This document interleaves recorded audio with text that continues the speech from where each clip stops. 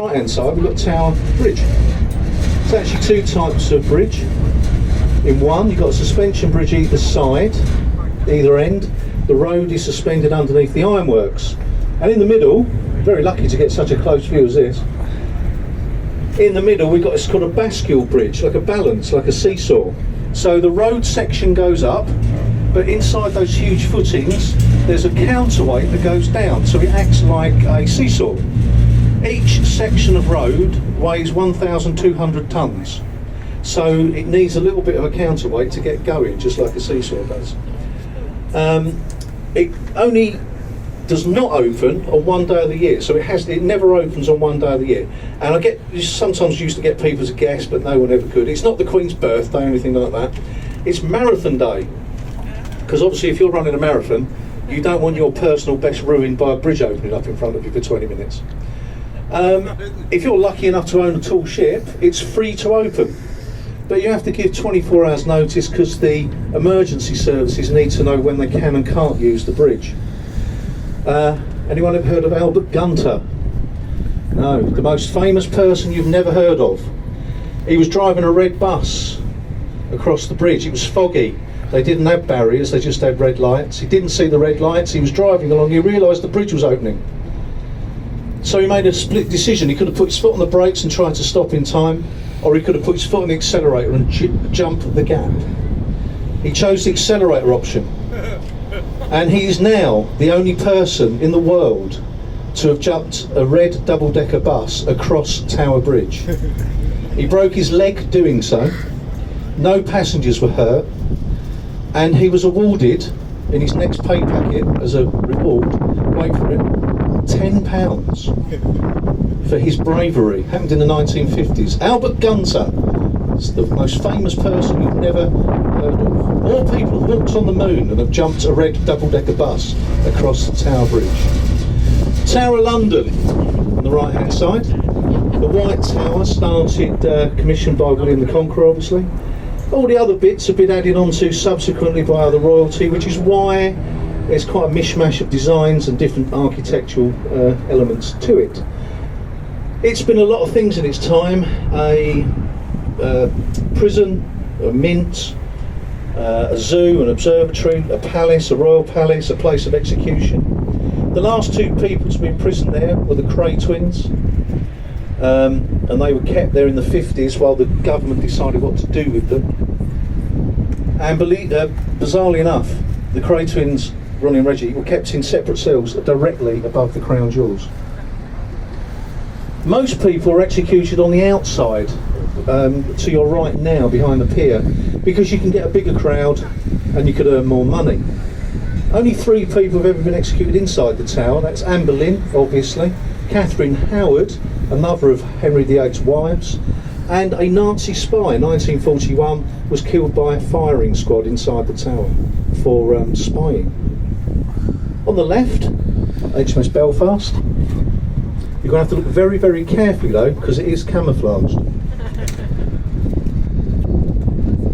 Built in Ireland, the Harland and Wolff shipyards, the same shipyards that built the Titanic. Obviously the Titanic didn't last as long as the Belfast.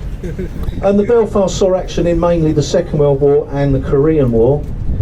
The forward guns, the ones pointing at 45 degrees, it's been calculated that if they fired a shell, the shell would land on the Scratchwood services on the M1. Just to give you an idea of how far they could fire a shell. They also fired the first shells to land on the beaches of Normandy. So you could say Belfast started the liberation of Europe.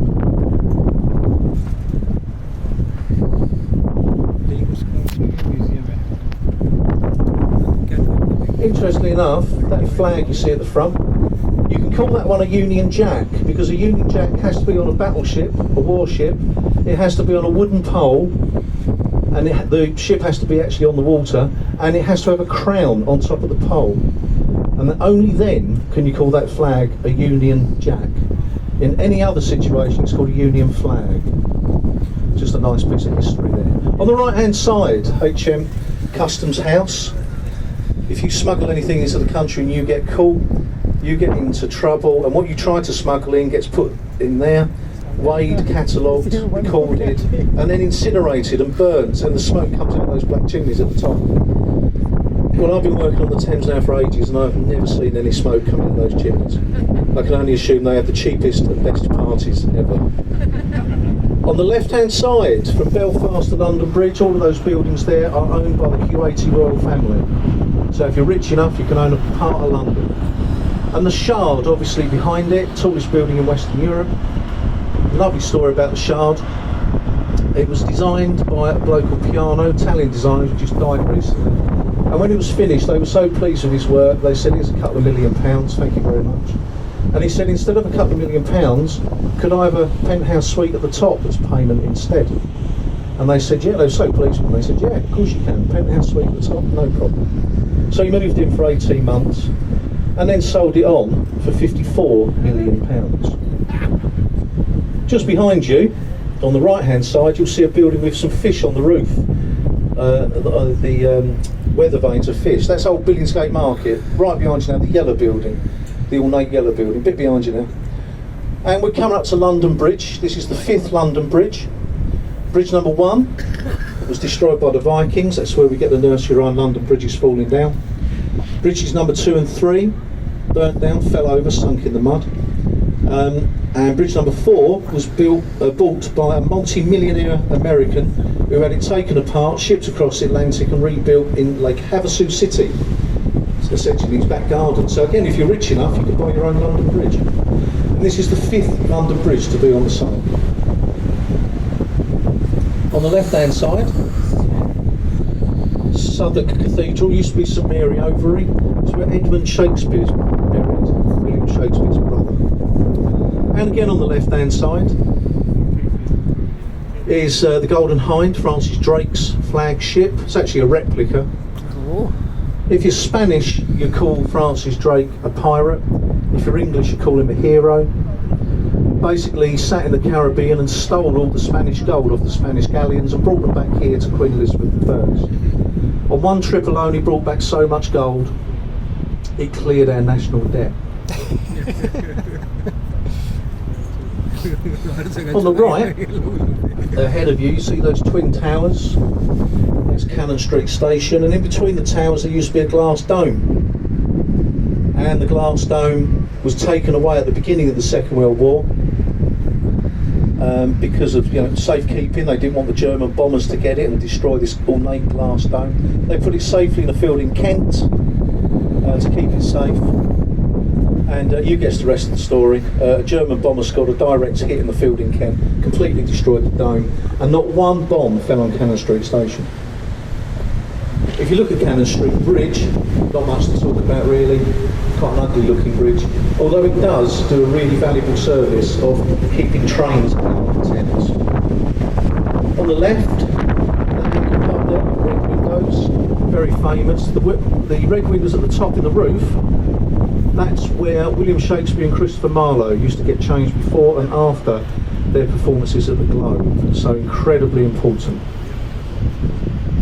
Just coming up to Southwark Bridge,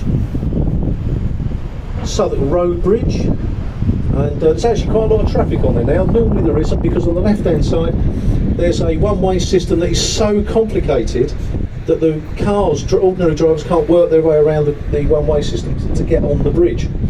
So that bridge is hardly ever used. There's actually quite a few cars on it as we go underneath it. If you wonder what the chains are on the footings, the buttresses, and along the river wall, they're in case you fall in.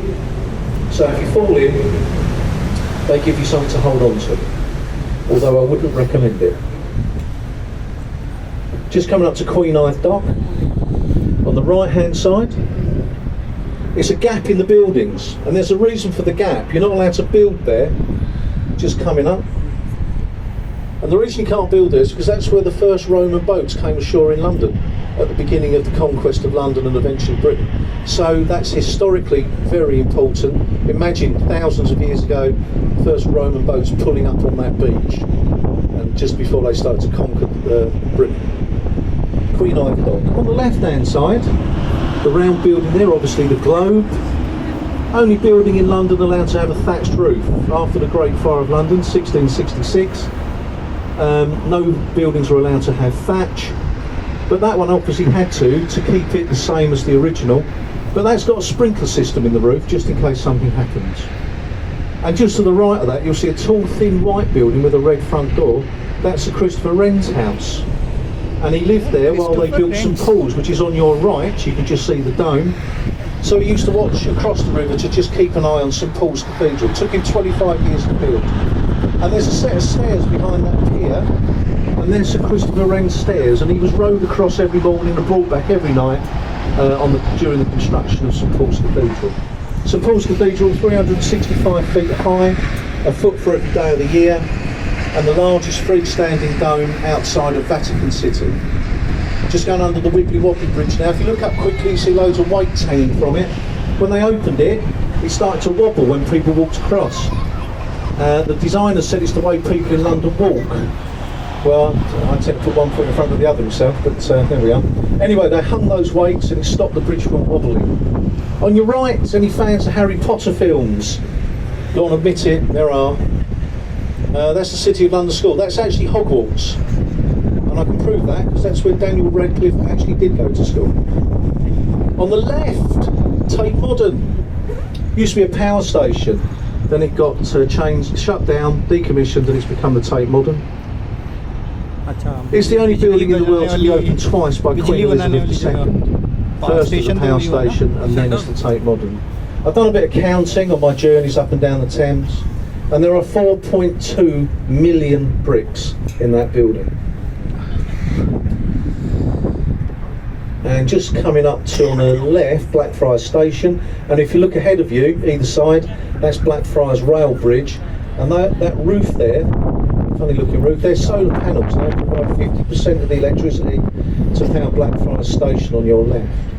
If you're wondering where your money goes, your tax money, this bridge here cost £250 million to build. Wow.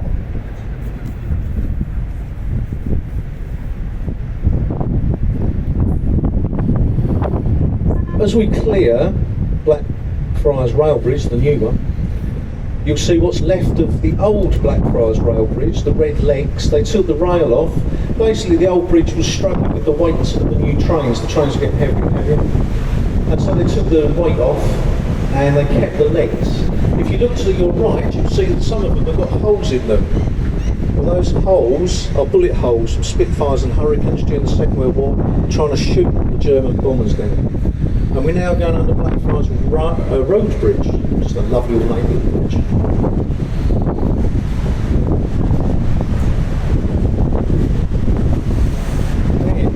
All the way down on your right is Bazalgette's Embankment. 1858, the year of the Great Stink. It was a really long hot summer, and in those years, those days, they used to throw anything in the Thames. Dead dogs, donkeys, rats, sewage, you name it, rubbish. And the stink got so bad in that year because of the long hot summer, they had to shut Parliament. And they got Bazalgette to design something to take away all the sewage and all the waste and everything so it didn't get dumped in the river. And he basically narrowed the river by building the embankment on the right hand side. The workings you can see on the right hand side now, that's called a cofferdam, and that's the new super sewer, the Thames Tideway Tunnel. And they're digging down, digging along, and they're all going to be joined up to make our super sewer that will help out Bazalgette's old sewer. More about Bazalgette's sewer in a minute. On your left hand side, we've got the Oxo building. That used to be a power station for the London Underground. And those wooden jetties sticking out, you can see that you can see there on the left, that's where they used to tie up the coal barges to give the coal to fire the power station. It was decommissioned and bought by the Oxo company as their London headquarters. You probably noticed there's no advertising along the Thames.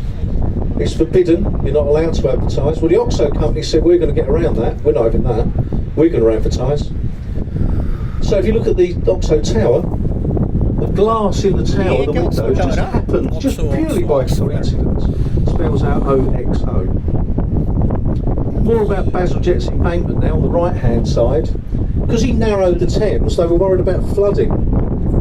You've got the same amount of water flowing through a smaller space. And those lions' heads on the right hand side there, they're not just decorative, they're actually the first early flood warning system. And the idea is that if the water went up to the lions, the powers that be would have to think about shutting the roads and the underground and the shops, because as well as the sewer system underneath that road, the sewer pipe, there's also the district and circle line running underneath there as well. So if the water got up to the Lions' heads, they had to think about shutting everything. We've got a couple of rhymes about that. If the lions drink, London will sink. If it's up to their mains, London goes down the drains. And my personal favourite, if the lions' heads are ducked, I'll let you finish that one off. We've just crossed over from the City of London, which is behind us, and we are now in the City of Westminster. The two cities were completely separate, and that arch on the right hand side, the Temple Arch, that's the boundary between the two cities. And that grumpy old man there you see, cut into the stone, that's Old Father Thames. Again on the right hand side, we've got a white ship there, that used to belong to the New Zealand Navy, HMS Wellington. It's now an exclusive mariners club. You have to be a mariner for 25 years and with a unblemished sea record before you can join that club. On your left we've got the National Theatre, an example of brutal architecture, brutalism, and it's meant to look blockish, brutal, thuggish. The designers said that the people of London would love it. The people of London hated it. Charles called it the car bunker on the River Thames. But it's one of those buildings that become a bit iconic now, and it's much loved by many people who visit London. On your right, that's Somerset House with the green dome on it, and that's before the internet. That's where they used to keep all the records of everyone in the country, births, deaths and marriages. I've got a little rhyme about that one as well. It's the place where they used to hatch them, match them and dispatch them. If you look at that little arch below the dome, that's where Lord Somerset was rowed through that arch directly into his home. So you can see what Bazalgette did. He put that road in the way and narrowed the river. Before Bazalgette's embankment, the river used to flow through that arch into Somerset House, into the courtyard. Just going under the Ladies' Bridge now, Waterloo Bridge. Look at the side, it's nice and clean. And when you go underneath it, you know it's nice and dirty, or horribly dirty.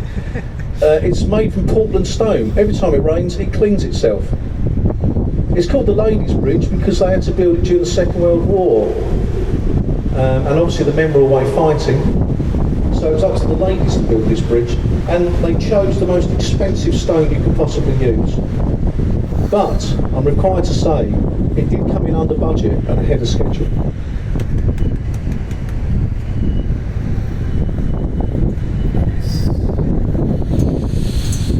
Coming up on your right hand side, Cleopatra's Needle, given to us by a grateful Egyptian nation. Basically Nelson kicked Napoleon out of Egypt in the Battle of the River Nile, 1832, and the Egyptians gave us that as a thank you. These sphinxes at the bottom are guarding the obelisk. Well, you think if they're guarding it, they should be facing outwards. But Queen Victoria didn't like that, and she said, I want them facing inwards. So they would turn round, because no one argued with Queen Victoria. And so those sphinxes actually face the wrong way.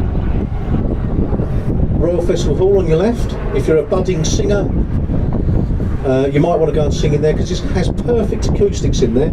All the great singers in the world are queuing up to sing in there because of the acoustics. Even Justin Bieber. That's a joke. Coming up to Charing Cross rail station on your right, designed to look like the front end of a steam train, and I think you'd agree they've done a pretty good job there. That's one of my favourite buildings. And we're just about to go under Charing Cross rail bridge. Bit of a unique experience now, going under Charing Cross rail bridge, because we're going under a rail line, and we'll soon be going over a rail line, because the Northern Line runs underneath us about now. So we're going over and under a rail line. Okay. Charing Cross के बाद ही आया था ना Everton से जहाँ पे हमने train change की उसका नहीं जहाँ पे As we clear Charing Cross rail bridge,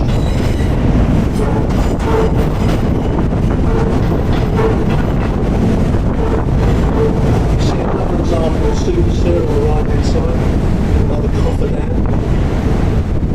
And on the left hand side we've got the Millennium Wheel, 32 pods for the 32 boroughs of London. Great. It takes about half an hour to do one revolution, so you get plenty of time to have a good view up of the River Thames and of London. You get a really good view right at the top. What a lot of people don't realise is you can get married on the Eye, and the idea is the happy couple get on at the bottom. Hopefully they get on the same pod, otherwise they wouldn't work. And as they're going up, they make all their vows, they promise to love, honour and obey and make each other happy for the rest of their lives. And then right at the top, they time it so that right at the top you become a happy married couple, right at the top of the wheel. Obviously it's downhill after that. On the right, that lovely golden eagle is made from bits of downed German planes, fashioned into an eagle and covered in gold leaf, and it stands as a loving memorial to our brave lads and lasses in the Royal Flying Corps during the First World War and the RAF during the Second World War.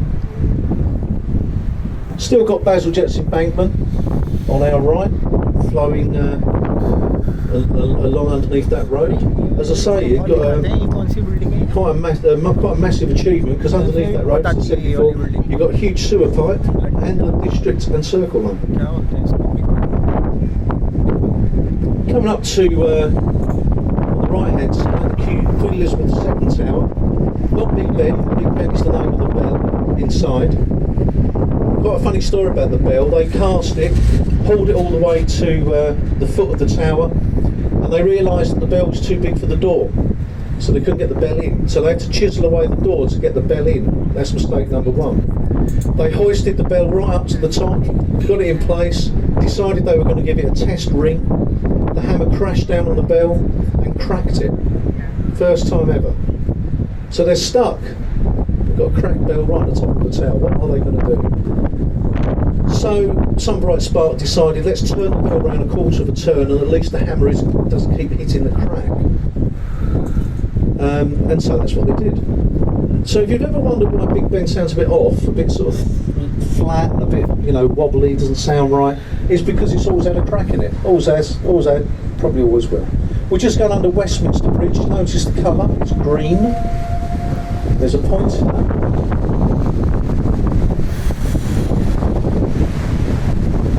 And if you look ahead of you, you'll see another bridge, and that's red.